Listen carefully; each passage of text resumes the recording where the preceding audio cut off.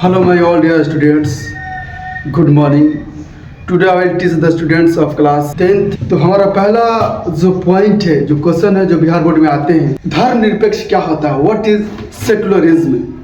What is secularism? धर्म निरपेक्ष क्या होता है?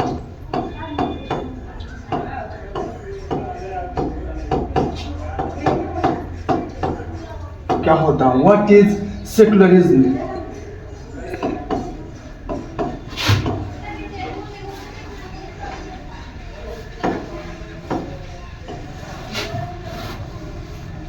Secularism means a government or a state does not support or oppose any religion but treats all the religion equally. People are free to adopt any kind of religion or not to follow any kind of religion. धर्म निरपेक्ष का मतलब होता है कि सरकार ना ही किसी धर्म का पक्ष लेती है और ना ही किसी धर्म को अपोज करती है, बल्कि हर धर्म का बराबर सम्मान करती है।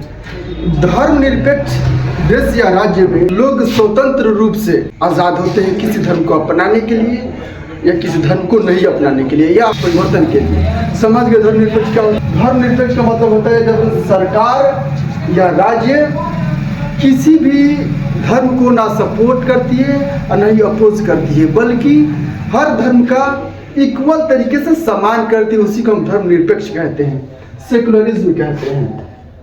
ठीक है, हमारा देश जो है एक लोकतांत्रिक धर्म निरपेक्ष देश है। अब इसमें एक समस्या है कि कुछ लोग कहते हैं कि हमारा देश हिंदू राष्ट्र बनेगा, कुछ लोग कहते हैं कि मुस्लिम राष्ट्र बनेगा। तो हमारे सभी डियर स्टूडेंट्स और सभी फ्रेंड्स ध्यान से सुने, हमारे देश के संविधान में धर्म निरपेक्ष का व्याख्या किया गया है। जैसे हम भारत के लोग भारत को एक संपूर्ण प्रभुत्व संपन्न समाजवादी पंथ निरपेक्ष लोकतंत्रात्मक गणराज्य बनाने के लिए, मतलब जब भी पंथ निरपेक्ष धर्म निरपेक्ष शब्द जुड़ा, सेकुलरिज्म शब्द जुड़ा, मतलब हमारा देश जो है हर किसी का है, हर किसी का, किसी एक धर्म का कभी नहीं हो सकता है। सरकार सभी धर्मों को सम्मान करती है, किसी एक धर्म का नहीं होती है। सरकार का कोई धर्म नहीं होता है सिवाय एक धर्म के, जिसका नाम है संविधान। सरकार का मात्र एक ही धर्म होता है, संविधान, कानून व्यवस्था, मानवता, इंसानियत। इसी धर्म को लेकर सरकार चलती है। अब हमारे संप्रदाय में जितने भी धर्म हैं, आप अपने धर्म को मान सकते हैं, you are free to follow your religion, लेकिन सरकार जो है वो नहीं मान सकती। सरकार हर किसी के धर्म को मानेगी। तो माय डियर फ्रेंड्स, आप समझ गए कि धर्म निरपेक्ष क्या होता है। अब इसी के साथ एक और शब्द है जिसका नाम है पंथ निरपेक्ष। क्या है? पंथ निरपेक्ष।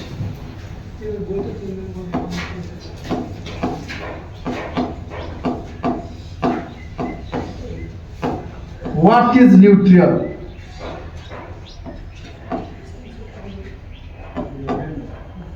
न्यूट्रल क्या होता है? पंथ निरपेक्ष क्या होता है? तो ध्यान देंगे, 10वीं के बिहार बोर्ड के एग्जाम में पूछता है कि what is difference between secularism and neutral. धर्म निरपेक्ष और पंथ निरपेक्ष में क्या अंतर होता है? तो जब सरकार ना किसी धर्म का सपोर्ट करती है, ना अपोज करती है और सभी धर्मों का सम्मान करती है, निरपेक्ष कहते हैं। अब पंथ निरपेक्ष की बात करें, पंथ का मतलब होता है कि किसी धर्म के आंतरिक समूह के संप्रदाय, किसी धर्म के अंदर के संप्रदाय को हम पंथ कहते हैं। और निरपेक्ष का मतलब होता है सरकार नहीं मानती है उन सभी संप्रदाय को।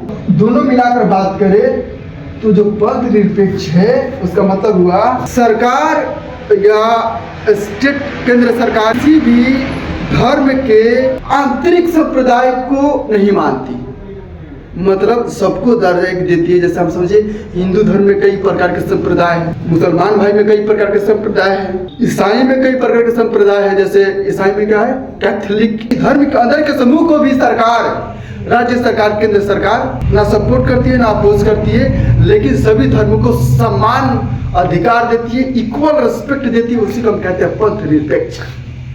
हमारा ये इंडिया देश एक प्रकार का पंथ निरपेक्ष देश है, एक प्रकार का धर्म निरपेक्ष देश है, जिसमें सभी लोग बराबर है, इक्वल है। everyone are endowed with the equal opportunity to live in this world peacefully. हमारा इंडिया देश कभी भी किसी एक धर्म का नहीं बन सकता है। तो माय डियर स्टूडेंट्स, आप समझ गए कि धर्म निरपेक्ष क्या होता है, पंथ निरपेक्ष क्या होता है।